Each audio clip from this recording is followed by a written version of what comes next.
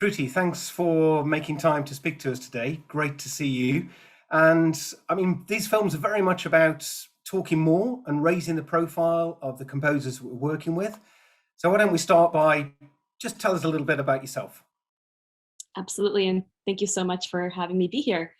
My name is Shruthi Rajasekar. I'm an Indian American composer and vocalist. I'm based in the States right now, but I did my master's in the UK as part of a government fellowship, which is how I got to meet lots of wonderful friends over there. And so it's been lovely to be able to continue the relationship in a global sense with ABRSM now. That's great. Thanks, Shruti. And, you know, in a world of kind of lots of composers, lots of different musics, not a fair question, I know, but how would you characterize your music? How would we know we're listening to a piece written by Shruti? That's a great question. I frame it to myself as the fact that I explore these sort of three categories: identity, community, and joy. Yep. So I think sometimes those all overlap. And in other cases, sometimes we're looking at the more serious implications of what identity means, what it means to belong to a community or wanting to belong. But I think that joy element is really important to me in everything that I write. And I think you can probably hear that too. That's great. It's really interesting. We've talked before about that sense of community as well, that sense of how music brings people together at a local level, national level, global level. It's a real powerful glue. Trinity, just to help us a little bit. In part, we want to be encouraging more people to consider becoming composers, to making their own music. How did you find your way in to being a composer, a music maker? A super important question. And I'm so glad that the conversation is centered around that idea, because in many ways I have a very unusual background, but I think that's the point. I think anybody can be a composer if they want to be. So I have a sort of dual musical background in my training. I trained in Indian classical music, South Indian classical music, Carnatic music, as well as Western classical music. So from the Indian side, my gurus, which include my mother, who's a Carnatic musician, they were encouraging me to be creating from the start, because improv is a huge part of the tradition. But it wasn't something that was put off until you got to the stage where you can now improvise. When we were learning our basic exercises, basically our etudes, we were taught to create our own too, add a 15th one to the set of 14. Yeah. And so it was, I think that kind of encouragement and that kind of interest in everything that we had to say musically was really, really important for me to have that confidence in thinking of myself as a creator. From the Western side, I remember when I first got my keyboard, I was 5 years old, and you know how it has all those built-in tracks sometimes and beats that you can press the button and Exactly. I loved that. I loved playing around with it and sort of DJing my way through those kinds of tracks and beats. And it probably was difficult for some of the listeners, in my family and in my household to hear that, because I never let the track play through. I wanted to immediately switch it up and try things. But that spirit of encouragement was the same, especially in my environment too. If I think about my community, I wrote my first song, which was like a 4-bar thing of maybe like 5 notes max when I was 5. And I used to play it for everybody who'd come to our house. And rather than, pointing out the obvious holes in the piece, all of them would listen with that kind of rapt interest. And so I definitely owe it to my community in a lot of ways, the support I've had, whether it was in the Western classical training and in the Carnatic. And that way too, my piano teacher encouraged me to keep writing my own pieces. And basically, sometimes I wouldn't even practice what I was supposed to be practicing, but she encouraged that interest as well too. So I really owe it to my teachers and my community for letting me believe that I could compose. Right. No, thanks so much for that. It's such a rich area. I know we'll need to move on, but I'm just going to hang on there for 1 minute, because it's that message, I suppose, to teachers around that kind of permission to play and to explore and to be curious is a really important one, isn't it? We all know there are great pieces of work that are written down note for note, and it's great for us to learn them and master them.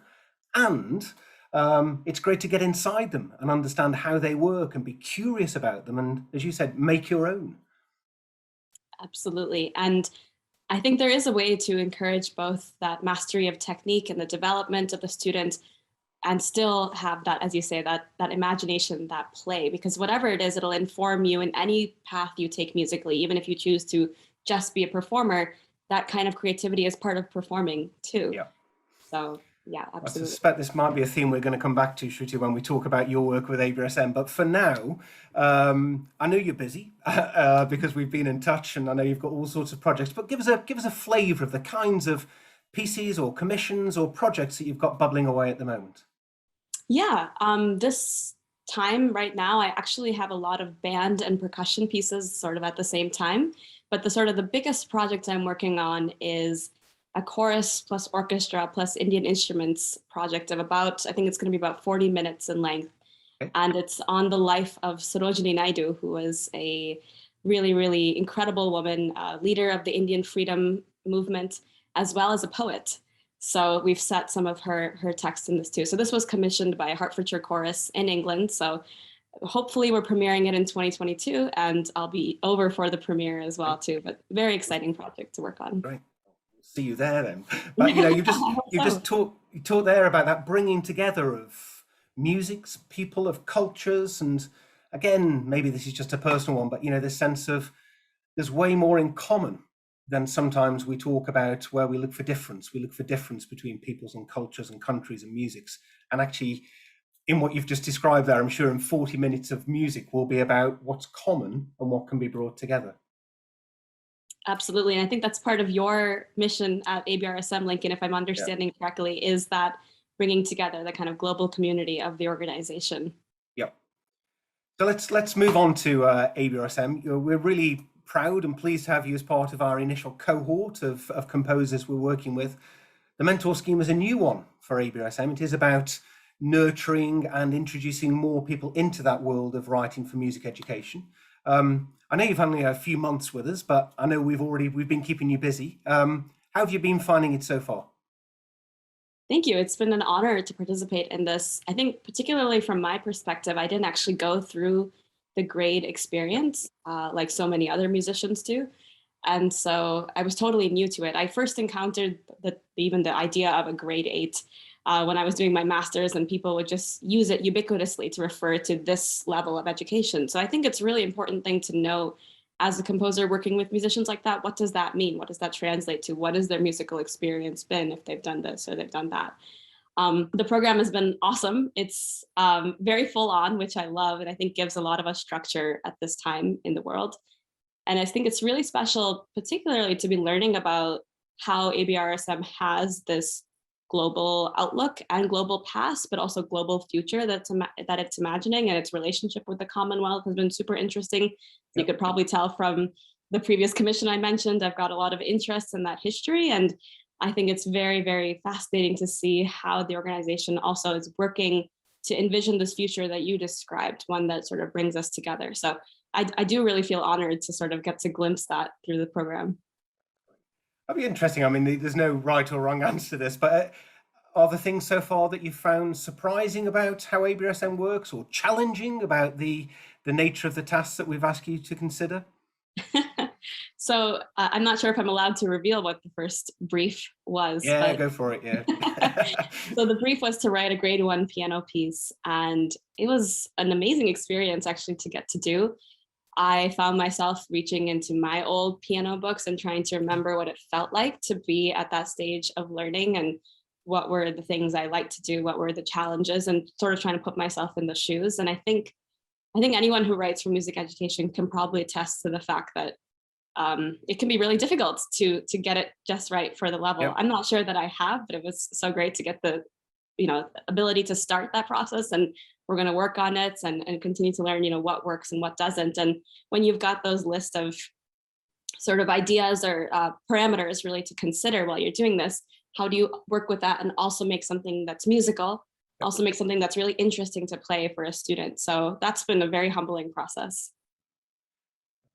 Well, looking forward to hearing what you're writing and working on. And it's interesting, isn't it, that starting point of, in part, there's a set of parameters. Some people might call them restrictions about what you can or maybe you can't do. And yet, at the same time, you've also said you want to write something that's got your voice and has got something that's got an engagement with a performer and with a teacher and a learner. And that's the balance to find, isn't it, I think? One of the things we're keen to be promoting through these films is about busting the myths, I suppose, about what a composer looks like, sounds like, and does. 7 days a week, 24 hours a day. What do you do as a composer? You're writing a 40-minute piece for colleagues in the UK. Are you spending 7 days a week doing that? Or is there a portfolio of how you spend your time? So I'm not expecting you to tell us everything that's in your diary, Shruti, but what's the reality of making your way as a professional composer? That's a great question, and one I'm still figuring out. Sure. I would, I think what's been wonderful to figure out in this period now, sort of post-masters, early career period, is what kind of schedule do I want to set for myself that's not in that sort of student life of let's just kind of spit out as much music as we can, as often happens. And it's also learning myself more, which I think is why I love the process of composing. Is there's twofold. It's the community that you're bringing together when you workshop a piece, when you're sharing it with listeners. And it's also that process of getting to know yourself better every single time I write a piece, no matter how the piece turns out itself. And one of the things of learning myself has been understanding when I want to push, when I need to push myself a little bit, and when I need to say, right, I know I'm tired or I feel like there's nothing left in this head, but I know I can go further. And when I need to actually listen to myself and say, no, I actually need to stop now so that I have something to say tomorrow, that kind of process. So I do tend to, if I'm sort of in the throes of a project, as I was with the first draft of the one we've mentioned, which was a big project and lots of details to think about in terms of even notations with the different instruments and the cultures and such. I did sort of set a target of about 4 to 5 hours of that project every day, and then other projects and other work aside from that. That was good for getting the draft down, but it was also a little difficult too. And I think I realized after that I need to have a period of doing something completely different, which is where the grade 1 piano piece, for example, was an awesome thing to work on, a different kind of composing to work on. And to also remember that a lot of what I love about it is actually some things I can't do right now, which is like working live with people in rehearsal, with an audience. And I recently had an experience a couple weeks ago where we had one small live concert, and it was my first live rehearsals, live premiere in a year and a half. And that just sort of restored all of the wells. So I think just getting that opportunity to check in now and then. And I think I love that aspect of it, though. It's so many different things that we do, which it sounds like is what the ABRSM team also is doing, is so many different things. But I think that makes you maybe better at what you do when you have that variety. It's interesting as you talk there. As a composer, it's that mix of the discipline and the graft, 4 or 5 hours a day, because you need to actually in order to get the work down, and as well as recognizing that it needs space and it needs that opportunity to reflect and come back to it and go elsewhere. It's just a reminder, isn't it, that this is a reality. It's always been the reality, I guess. And occasionally composers have an amazing idea and it's written down within the space of an hour and it never changes. But mostly it's not that. Mostly it's the hard graft and allowing it time to breathe. Exactly. Shruti, you just mentioned one thing there, which is interesting. I'd like to just look at is about that relationship between a composer and a performer. Again, at ABRSM, one thing we want to do more, we want to do more with you and the colleagues on the mentor program, is get performers, teachers to know you, to understand how you work as a composer. But how, as a composer, how that relationship with performers, professional or student, how important is that and how does that work for you? I think it's probably different for every composer, but for me, it's super important. I think it's the most important relationship, right up there with the relationship with the listeners, which I also consider very important, as you can tell from my interest in community and that aspect. With the performer, I think, first of all, sometimes I find the way we even divide these categories of composer and performer to be a little bit arbitrary and a little bit strong. So I think for me, it's often having that conversation with the performer about wanting to invite them into the creative space to various degrees, and also figuring out how comfortable they are with that. I have sometimes found people I've worked with multiple times that first it's a bit of a shock that I ask them to step into that space sometimes, and then by the end of it, they are, we are co-creating this piece, which is how I view it.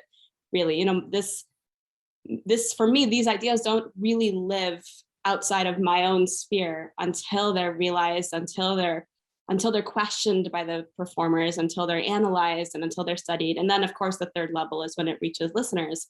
So I think that without that ingredient, I can still have a lot of fun on my own, but I think I always have more fun when I'm with more people. So I think that just understanding it in that sense of that relationship, that's what it is. It's based on a relationship. It's based on trust. It's based on listening to each other.